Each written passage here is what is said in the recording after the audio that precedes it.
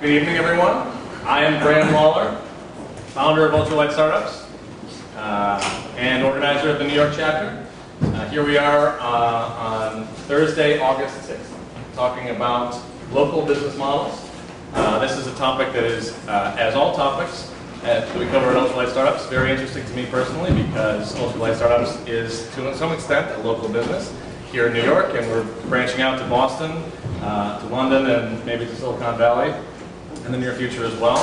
I think there are some unique challenges to starting a local business model, which I define, and we'll see if the panel shares my definition, as a business model that requires engagement with geographically specific businesses or consumers.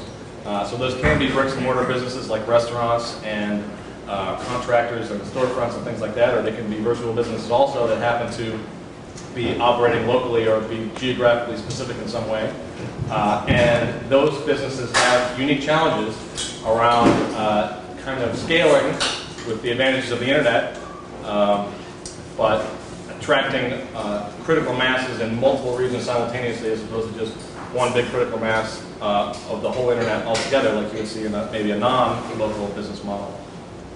So we're lucky enough to have here what I'm confident are the CEOs and founders of New York's top local business models here, which Murat is going to introduce to you in a moment. And I'm going to start off by introducing Murat. Murat Aktahanoglu. He pronounced it correctly. I've been practicing that for weeks. Murat is the founder and CEO of Central Inc., a funded, location-based social network startup based in New York City. Central enables its user base of 425,000 people to keep in touch with friends, getting money-saving offers around them, and also to access useful data layers like restaurants, concerts, gas stations around them on their iPhone, BlackBerry, Android, and web in 8 major social networks. Prior to founding Central, Murat spent 16 years building multi-user virtual and mirror worlds for SGI, I guess that's Silicon Graphics, Sony, and various startups, including his own thenextweb.com. Murat organizes monthly meetings for entrepreneurs and investors in New York City called Entrepreneurs Roundtable. If you haven't been to Entrepreneurs Roundtable, I recommend you do that. Similar to Ultralight Startups, but it's free. So go and check that out. No pizza. No pizza. Murat, thank you very much for agreeing to moderate our panel. Sure. Thank you very much. Thanks for coming. I'll quickly introduce the panelists, and I'm sitting here so I can keep an eye on them. If they do anything wrong, I'll just, cut it over. So first panelist is Mark Patz. Mark is co-founder and CEO of GrowthSquare, a new company that provides business support for hyperlocal sites. He was co-founder of Backfence.com, a pioneer in the field of user-generated hyperlocal citizens media, and a member of the founding teams at the Washington Post company's digital division and the At Home network. Mark has also served as acting VP editor at Philly.com and as head of the digital division at Connor's Business Information, now Reed's Business Information. He blogs about the intersection of traditional and digital media at www.recoveringjournalist.com. So I'll do all the talking for you guys. You don't have to talk first. Landy Ong is co-founder and CEO of HCoupons.com, a great New York bootstrap startup. That's my insertion. A mobile coupon platform and online network of hyperlocal deals. Prior to founding HCoupons, Landy spent 8 years developing and executing interactive marketing strategies at Verizon and American Express. Landy also organizes the Hyperlocal Roundtable, a collaborative forum for leaders of the local advertising industry. So I highly recommend, if you came here, you are interested in local businesses, to attend Landy's Roundtable. So we have lots of roundtables in New York City. So is that right? This is oval, but we'll do. Mark Josephson. Mark joined Outside.in as CEO in April 2008. Outside.in is a platform to aggregate, organize, and distribute hyperlocal media.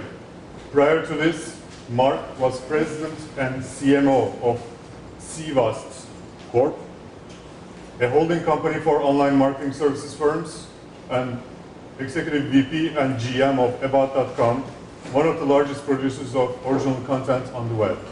As you know, New York Times bought About.com 3 years ago? 4 years ago. Right. Got bought a couple of times. Right. And last but not least, Cord Cunningham. Cord is CEO of Yodel.com, a leading provider of local online advertising services.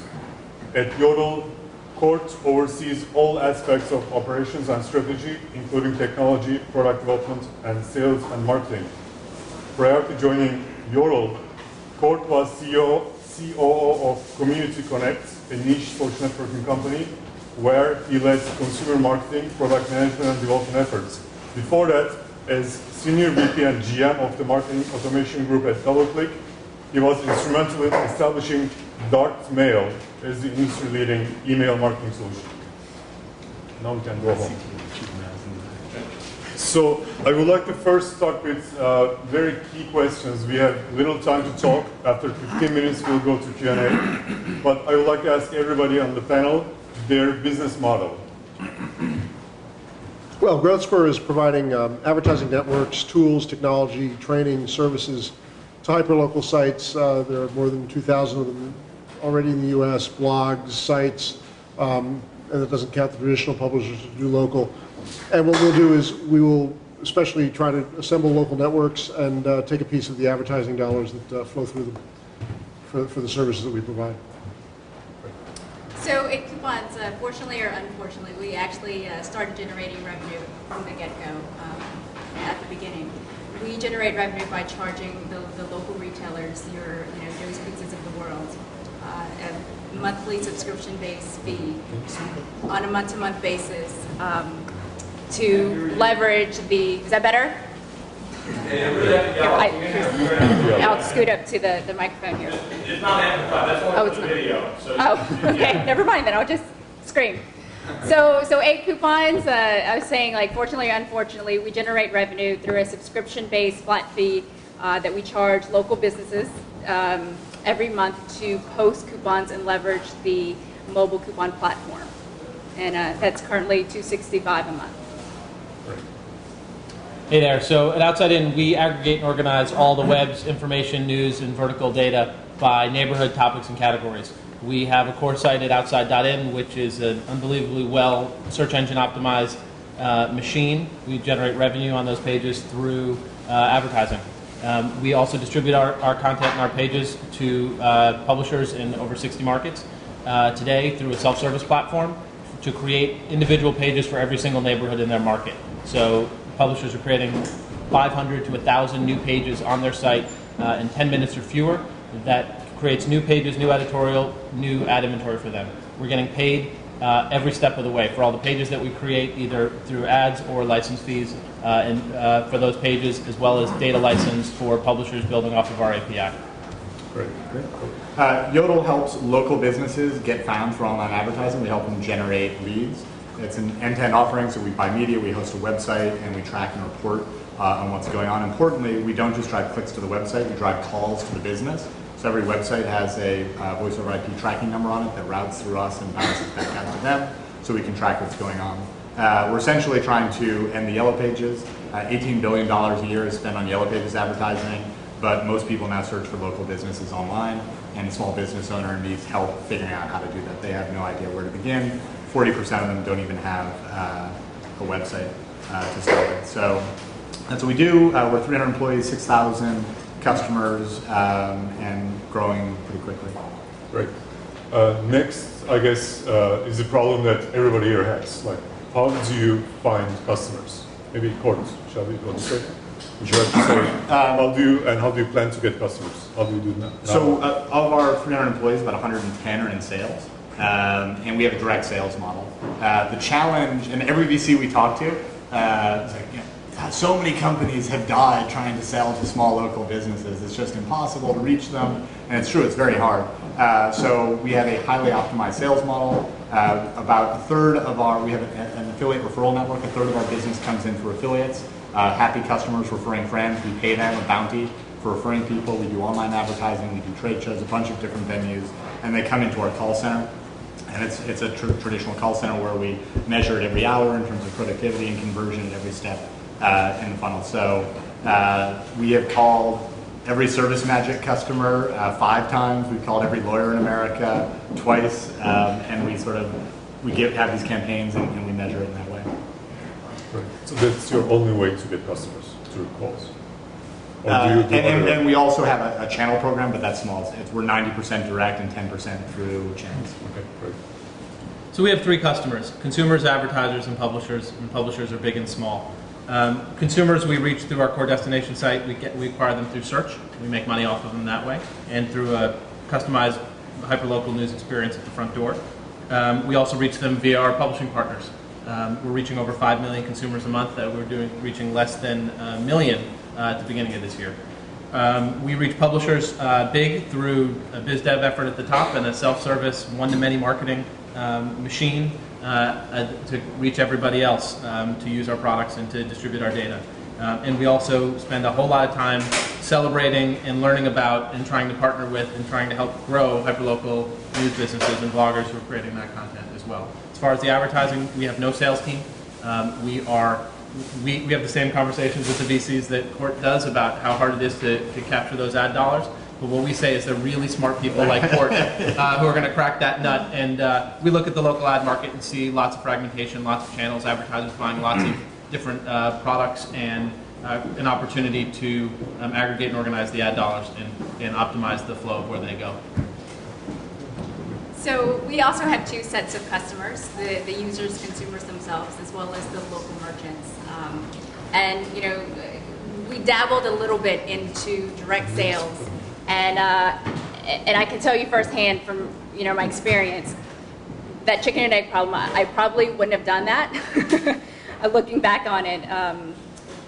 But basically, our sales channel to the local merchants, it's a multi-acquisition channel where we get actually a majority of our clients through a referral program as well as through our partnerships. And believe it or not, actually a good percentage also come through our self-service platform, where the merchants actually, especially in today's economy, they're searching for themselves, their competitors, and they're finding themselves on 8coupons.com, and they're actually going in creating coupons themselves. But as far as the partnerships, what we do is we seek out companies that already have existing relationships with the advertisers, and we'll go in and we'll basically enable their most of the time it's print or an online presence, and we'll mobilize their content, which for us would be the coupons themselves. Our customers are the publishers that I mentioned, but our job is getting them to their customers, who are the local advertisers. So we're trying to help them with training. A lot of the people who are publishers of hyperlocal sites have really never sold advertising. They come from an editorial background or a local activist background, so advertising is new to them. So we're helping them with tools and training to reach those customers for the first time, and then creating these networks so they can then sell additional inventory in addition to their sites across to those customers. I see. So I guess what we're seeing is it's such a specialized selling channel that none of the companies here is doing like any TV ads or like online marketing or things like that, right? We do online marketing. You do, okay. Yeah. Search. We sell search to our customers, and it works. We use it ourselves. Okay. And we do free online marketing. We don't pay for it, but we market. Okay. So what other creative ways do you think companies here can apply? And after this, we'll go to Q&A quickly. But if you have any other bright ideas, share. Marketing to get advertisers or users? Any customer. Publishers, advertisers, customers. The customers. Well, I think it would have to depend on who your customers are. I mean, speaking locally, the SMBs, I think the first thing that you have to do is really align yourself with companies that already have the existing relationships. So one thing, early on that we did right with 8coupons is we knew that we were not a sales organization. I mean, we're a technology-driven marketing company. So from the get-go, we actually, outreach to the community, to chambers of commerces, to coupon books, people that already had existing relationships with the advertisers, and aligned ourselves with them, and basically positioned ourselves as a value-add component. Two, I'll just Constant Contact, which sells email to small businesses. I think has two really smart approaches. We don't use them because they don't work for our product, but they might work for people here. So one is the classic free trial, 30-day free trial. We've got a $50 a month product. What they do though is they have the salesperson call you. So you sign up for the free trial. Hi, this is Joe from Constant Contact. I just want to make sure that you're getting your account set up correctly. Help them get it set up. They don't come off as a salesperson. They come off as a customer service person, enabling their success. Day 29, Joe calls them back. Hope you're really happy. I'd like to, sign you up for the full-time service. So it's sort of sales masked as customer service as part of the trial process is really smart. Very, very high, highest conversion rates I've seen on a direct sales effort. The other thing they do is Chamber of Commerce stuff. So they go in and do educational seminars with Chambers of Commerce. And again, it's sort of a soft sell, and it's a very productive channel for them. Great.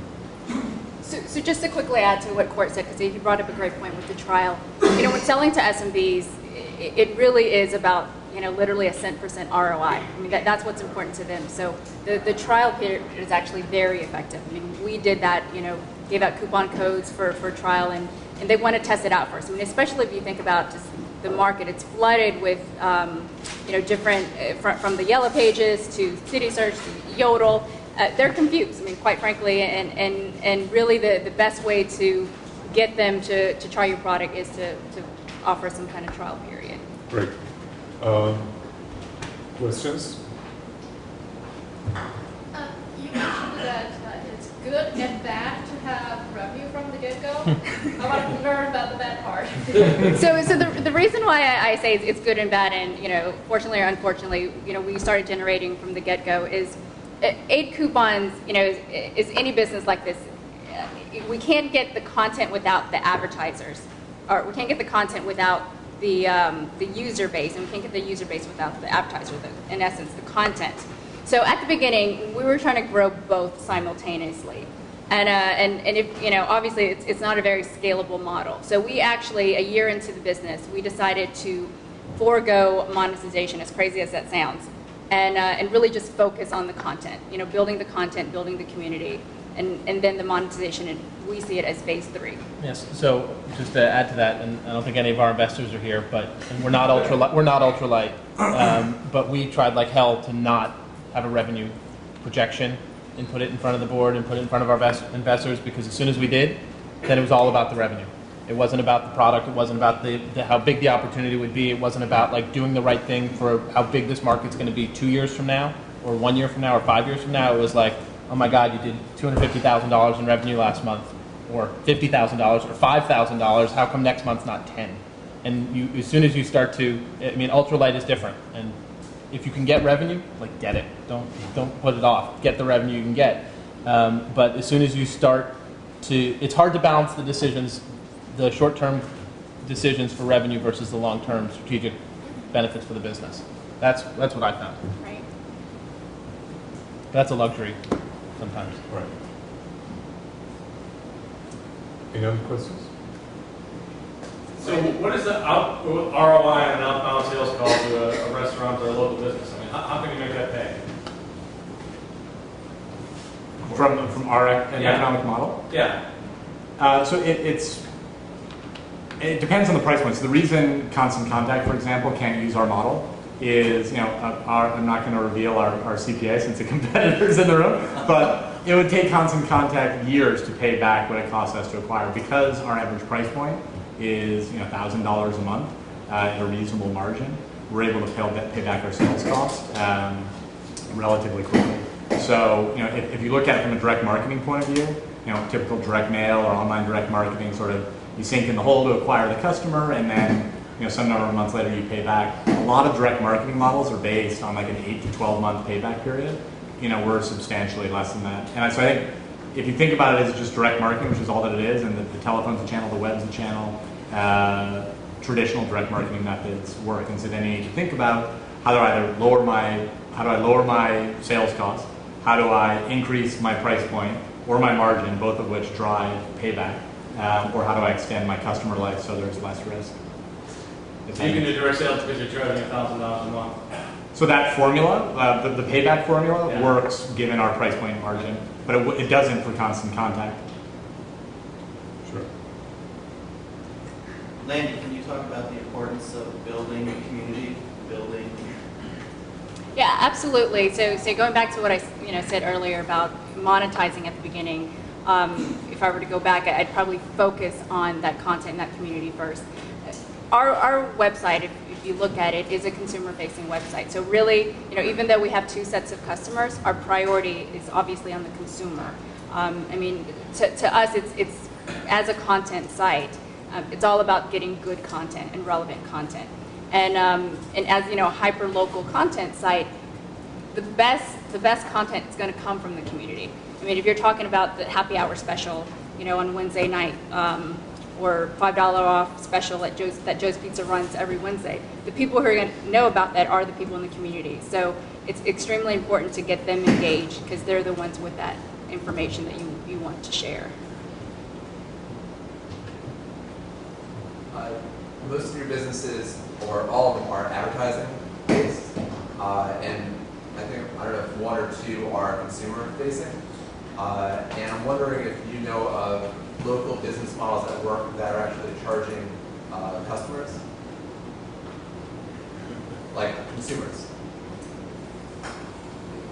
Oh, charging the consumers versus charging the advertisers, the small Or a subscription model, or but it's still, hyper local or local business. Maybe seconds. Angie's List is one. There are a couple others like that that are. It's almost a club for advice on service professionals to use. It's an interesting model. I worry about what happens if a free competitor comes up against Angie's List because. Well, but the interesting, to your point on the content, so the content draws consumers in your model. So in Angie's List case, they actually have 1 million registered businesses. We've been at this for 3 years. We've got 6,000. And why do they have 1 million registered small businesses? Because they've got 200,000 people who are paying them a very small monthly subscription fee, but it's a qualified prospect base who spends money. And so they've drawn the small businesses with the audience. Interesting. And So a number of local opportunities involve the connection of local entities, so either people to people or people to businesses or businesses to businesses. And when you do that, you sort of rely on network effect of growth. So as opposed to the network effect that's present in things like eBay, where you connect people in all different methods, or Facebook or Google, where you get benefit regardless of geography. How do you leverage the network effect that you generate in one specific geographical area to others when you try to grow? It's extremely hard, and it can be impossible. At Backfence, we called it Groundhog Day. Every town we went into, we were going in, and we had never been there before, and the next town was completely starting from scratch again. There was very little network. It's a problem. It's one of the real difficulties of doing locals. Locals is very much an on-the-ground retail kind of business, and sometimes it's hard. It's hard to get a good viral effect going beyond the confines of a small town. I think Outside In has done a really good job because they've relied on existing content and kind of brought it together. So somebody who's come to an Outside In site, an Outside In page for one town, and go, gee, I wonder if they have that for my town, and go over and see that it exists somewhere else. So they get a little bit of a viral effect there. Yeah, and I think that you can't count on moving people from one town to another, right? Because they live in one spot, particularly in local, or they may live in who was it who denigrated Jersey and Brooklyn? They might live. They might live in Jersey and work in Brooklyn, but so there might be multiple forms of local. But I think it's just like an unbelievably exciting time, and it's hot in this room. But like it's sapping a little bit of energy. But I think one of the things that's really clear from the folks up here is that there's never been a more exciting time to work in media. And local is the hottest and most exciting segment of media that exists. And Mark said something which I'm going to use now going forward, and I'll probably butcher it, but it's about talking to the incumbents in local media now. Like, they're actually there witnessing, what do you say? We're witnesses to the Industrial Revolution in local media. I mean, we are watching this stuff getting invented that did not exist 5 years ago and will be completely different again in 5 years. It's a very exciting time. It's extremely scary if you're in a legacy media business, traditional media business, as you can see watching the newspapers and the magazines die slow, painful, not even all that slow, painful deaths right now. Their businesses are just cratered. A combination of the internet and general trends, and then the economy kind of giving everything a push. But for those of us on the other side who know that there are businesses out there in local, that those businesses still need to be served, but not necessarily by the legacy media, it's a fantastic time to be a startup because you're nimble, you're flexible, and you can meet their needs with costs that are far less than the legacy folks have. Yeah, and I'd add that the cost thing is really big. So the cost what's bringing down the newspaper companies is the debt that they had to raise to support the big printing presses and the big pulp mills and the tree farms and the trucks and the union contracts to distribute a piece of paper. Right? News isn't dead, paper is dying, and so when we were at About.com in 1996, 97, we were so proud of our low-cost content creation model. I mean, it was the cheapest content creation model out there, right? They're still spending today exponentially more than what it would cost to do that if you were to start that today. And so to see really great examples of it doesn't cost that much money.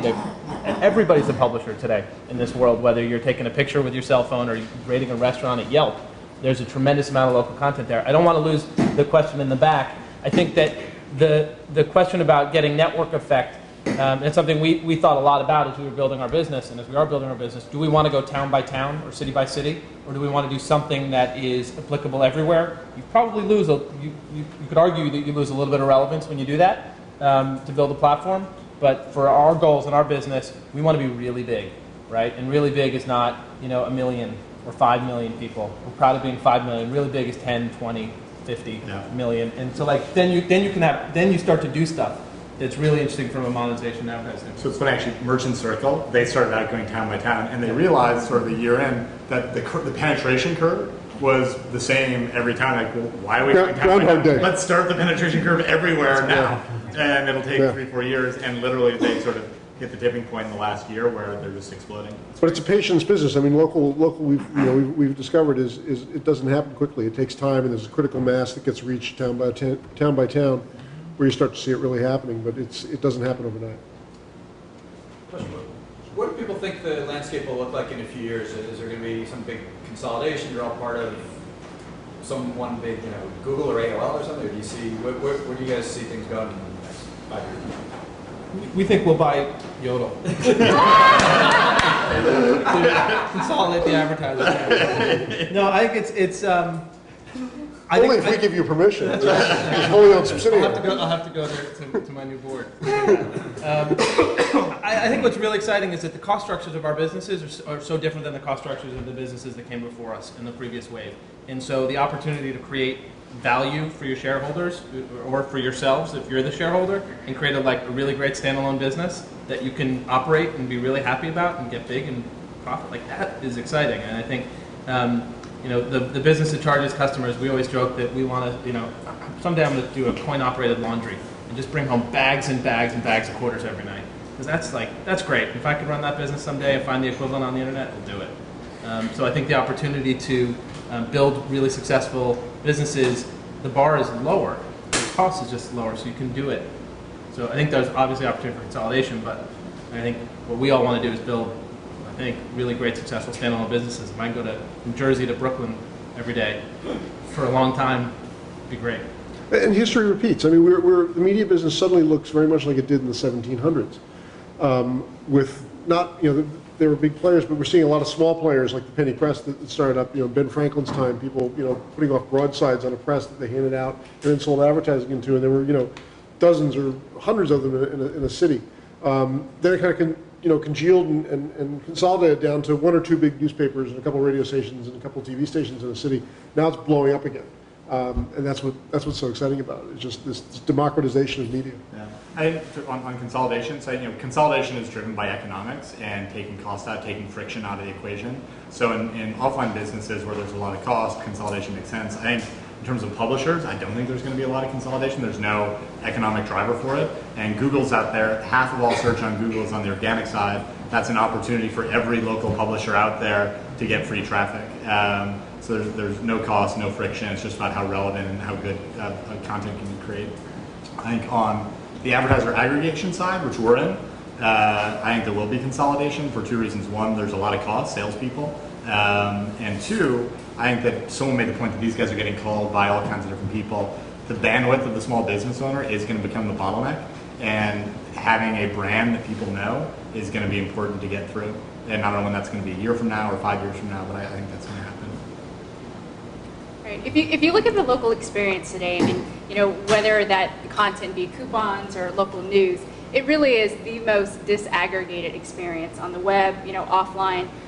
Just speaking coupons content in general, 99% of it is currently offline. And it's fragmented, it's in your newspapers, it's in coupon books. I think what we're going to see is this whole notion of aggregation, but at the local level. I mean, that's one of the things I love about Sci.In's business model is, they have this scale at a national level, but at the same time, they can still deliver content at the hyper-local. Right. And speaking of technology, what do you guys think about, 2 years ago, iPhone was released, and last year the App Store, and now mobile is really becoming a major factor. And what do you think about this, and how do you position yourselves? I told somebody that my next startup's going to be mobile. I just launched one 5 days ago. I'm ready for the next one. It's going to be mobile. So I can speak to that as a mobile coupon company. Basically, what you have to view mobile is not as the sole value proposition itself. I mean, it's important to really understand that, because I think a lot of companies out there, coupon startups, I mean, even us, when we launched 2 years ago, we launched as an exclusive mobile coupons company. It's important to understand that a consumer will want the content before the content. So basically, they're not going to accept the content because it's via the mobile channel. So I think it's extremely important to first understand that it's all about the content, and if you distribute it via the mobile channel, it's a value add, but not as a sole value proposition in itself. I agree. What I would add to that is that location awareness being built into every device is a game changer, right? And knowing where you are and knowing what's going on around you on any vertical really just changes the expectation. And where we see opportunity and what we're trying to do is redefine local and not just assume that it's the city you live in or the town you live in. It's about what's close to you and what's close to your heart, right? So everybody has a very different definition of what local is. And so I think mobile and location awareness, your local is wherever you are and wherever you go, increasingly. Yeah, and actually an interesting fact. So in local search, here's a Google stat, but about 2/3 of traffic is generated from what they call term campaigns. So you're targeting New York dentists. Only 1/3 from geo-targeted campaigns, where you said, I want to use IP targeting to target some area. And the reason is geo-targeting is really, really inaccurate. If my ISP is in Weehawken, New Jersey, it thinks I'm in Weehawken, but I'm right here in the Flatiron district. And mobile has hyper-local targeting capabilities, and I think you'll see that switch over time as people start using this as their web browser. Right. I mean, do you have any fears about the switch going, we're going to start having privacy concerns about someone knowing where they are at all times and turning off that function? I mean, that's something I think is Facebook and a lot of other things we're facing now. And then once people start adopting it more for mobile, that you're going to have the same concerns with that platform as well. I think it's notice and choice, just like privacy back in 1999. Cookies are bad. They could be, but they also, when you go back to Expedia, you are automatically logged in, and so they're good. And you need to make that choice as a consumer, and now it's very easy to manage your cookies, and I think it'll be the same thing on mobile. Okay. Have you noticed differences in types of local markets, so a small town versus a big city, or Manhattan versus London versus Shanghai? Are there differences that affect you in that type of locality? Well, why don't you do the content inventory and you do the monetization side? So we just ran these numbers yesterday, actually. Sources and stories and content by DMA. And by what? By DMA, by Media Market. We have a Nielsen person here, right? And license, that's a trademark, DMA, Nielsen. And it looks the way you think it looks. There's more content being created in the bigger markets, less content in the smaller markets. But what was really surprising about it is our legacy and our core site was primarily focused on the bigger markets because that was just easier for us to get the content to aggregate. And then the tail looks like a tail like you think it would. But since we launched our publisher product, our self-service product, we're seeing a lot of pickup in B and C markets. So markets 100 to 150, markets 150 to 200. And all of a sudden the sources and the content, because they're adding in all the stuff that's happening in the market, it kind of looks like a tail with spikes at the end. And so what that says to me is that there's a lot more content and a lot more stuff out there than we think, and there's a lot of opportunity to create inventory there that these guys can all monetize. Yeah. One thing that we found is that so we've seen the same thing. We used to focus on NFL cities. We're now on top 40 cities, and it's really when broadband penetration gets above 50% is the tipping point. And it really is amazing. So you look and the thing that we use to track the tipping point is go to some tiny Owensboro, Kentucky, and we type in dentist Owensboro, Kentucky in Google. You get nothing. And so if that's your experience as a consumer, you're not going to do a lot of local search. And when you get to 50% broadband penetration, searches explode. The explosion in search volume brings advertisers online.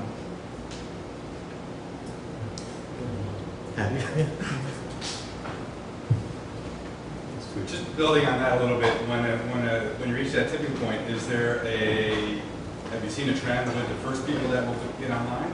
Like for instance, dentists followed by doctors, followed by restaurants, followed by retail or anything like that?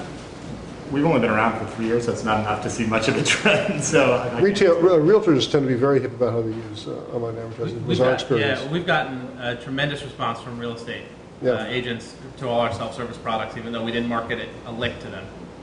Like surprisingly. So I'd say real estate. Still? Yeah. Or is it? Every day. Yeah. I want to follow up on a question or a point you made earlier, Mark, about you want to get big, you want to get beyond 1 million or 5 million users, you want to get to 10 or 50 million. Is that because you're venture funded? I mean, if you're an ultralight startup, maybe you don't care about getting that big, and you can be very satisfied with 1 million users, and that's a very profitable business. Absolutely. It's not because we're venture funded, it's because we see a huge opportunity.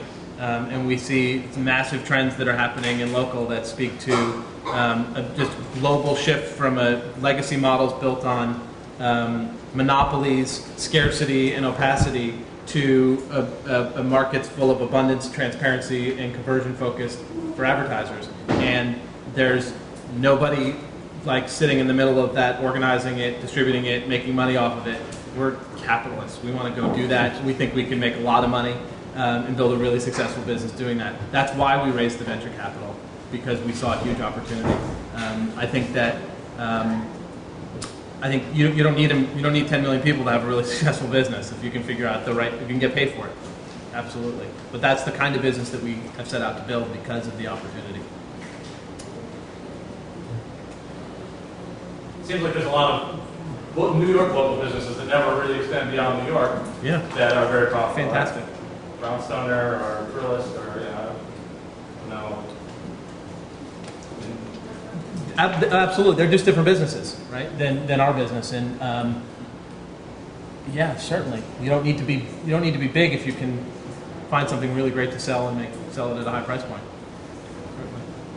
So, you guys were clear, a lot of us are clearly not at the stage you guys are maturity-wise. We don't have 100 salespeople out making calls, and at some point you weren't at that stage. So can you talk a little bit about what you did when you first entered trying to market to the local areas? Things that maybe we can do practically in our business, or concepts that we can think about really early on when we're immature and sort of floundering around trying to figure out how to track, to get traction there. And there must have been a point when you didn't have 100 salespeople. Yeah. And so we picked, so we basically, revenue is oxygen. So essentially everything was, is it going to drive revenue? Is it going to drive ROI, marketing ROI for our customer? If it's not 100% clear that there's a very tight correlation there, we didn't spend it. So, for the ultralight, mindset, we outsourced everything, office applications, phone system, everything. You know, we had salespeople work for very, very low base salaries. I mean, all the sort of typical stuff. But I think the key is, you know, to focus on what's going to drive value. And I see a lot of startups who just spend money on silly things. You know, like, I'm going to go $10,000 a month for a PR firm. Like, do the PR yourself as the CEO, right? You know, any kind of fancy furniture. You know, we bought used desks off of eBay for $5 each. Until we got smart, and we actually found on Craigslist that people would just give you desks for free if you take it from their office. And so we say, I mean, you just have to be ruthless on that stuff. Yeah, and set goals. Know what you're like. Pick a number you're trying to hit, whether it's an audience number, a revenue number, a sales call number, a key metric, and then measure everything you're doing against that. Because that way you know if you're having success. Even you might be having success without really having the success you thought you would have. And someone, so I remember somebody said something in early stage companies: try everything and do more of what works and less of what doesn't. But measure it. And don't be afraid to go after low-hanging fruit. You know, we've been announced for a week. We're getting a lot of inquiries for our services. Those are the people I want to serve first. You know, I can go out and target people I'd like to serve, but I got to convince them to be interested. I got people now who are interested or coming to us saying, "Please help." Those will be our first customers. Yeah, and I mean the other thing to commoditize on is your time. So to your point, like, what do you want to focus on? So, you know, we'd have people go, we want to do channel partnerships. You know, no, we're not. We can't even deliver the product ourselves. This is, you know, 3 years ago. We're not going to talk to channel people, and just being really ruthless about saying no to stuff that's not going to drive your one or two key metrics. So for us, it really was about focus. Bootstrapping is you know, one strategy, but I think it's extremely important to, you know, not go after achieving the conquering the United States or even New York City. For example, when we launched, we actually launched in one neighborhood. And we took that, you know, broke it apart and really kind of built a template and got feedback. I think that's the most important thing, is really understand your customers, get feedback, you know, get out there and listen to your customers and build on top of that. So it really is to focus, start small, learn from your mistakes and improve it. Be sure you know what's working too, even if it slows you down a little bit. You know, I think you can sort of lull yourself into thinking, gee, we're scalable because we can open another office someplace in another town. Well, have you proven the town that you're already in? Is a really good question. And just because you can open another office doesn't mean you're necessarily scalable.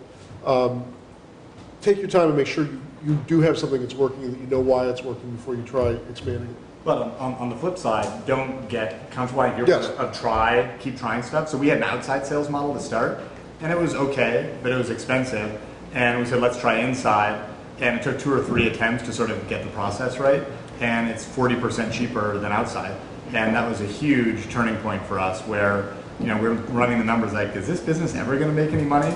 And with the inside sales model, like, wow, actually, I see a path to daylight. So The other trait that I've seen in successful, like, bootstrap entrepreneurial companies is somebody who really is passionate that you're doing something that's right. And the opportunity comes from doing something that nobody else has done yet or hasn't done right. So just don't copy other people's businesses if you don't think they're right. And, like, don't let anybody tell you that you're wrong. If you don't, you can certainly listen and get advice, and you should talk to everybody. But, like, if you know what you're doing is great, don't let anybody push you off of it. But don't get arrogant about it. Listen to the market, what the market's telling you, and be flexible. Because a lot of businesses wind up in completely different businesses than they thought they were going to be in at first, and they're successful in the business they move into. What are the most profitable local business models? Bank robbery is good. The ones where the content is actually being generated by the community. If you can pick Facebook? Facebook, Yelp. Craigslist. Well, Facebook's not very profitable, is it? Not yet. Not yet. 250 million users, it will Is be. that it? I mean, there's got to be some more profitable than Facebook. We're talking about local advertising supported businesses? Local business models, as you define. So Angie's List I know is profitable. City Search I know is profitable. Yodel will be profitable in 2 more weeks. And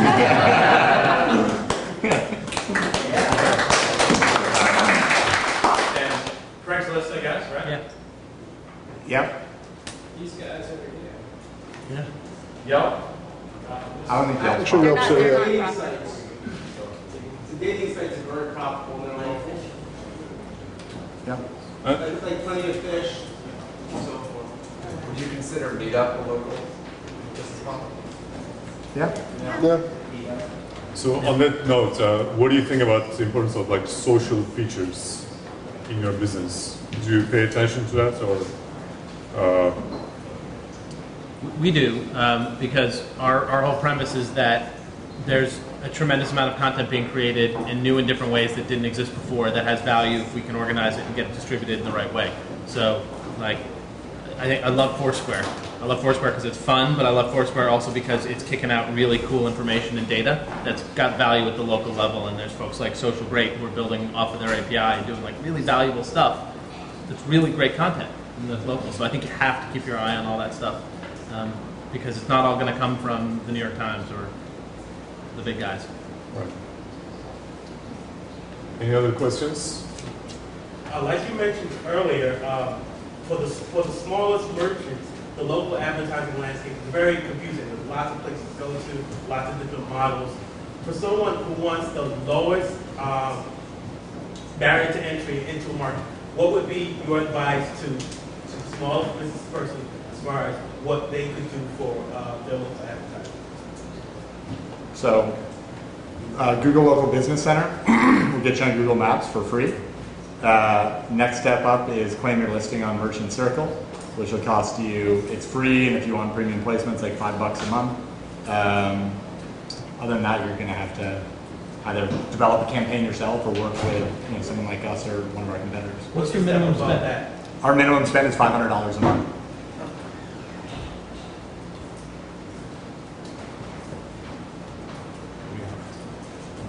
I guess we're about to close our panel. And you can catch everybody here in the Dewey's Ferrari bar, which is just down the block. Yeah, so on the back of your program, there's a map there. Great. Thanks very much. Thanks, Thank you. Mark.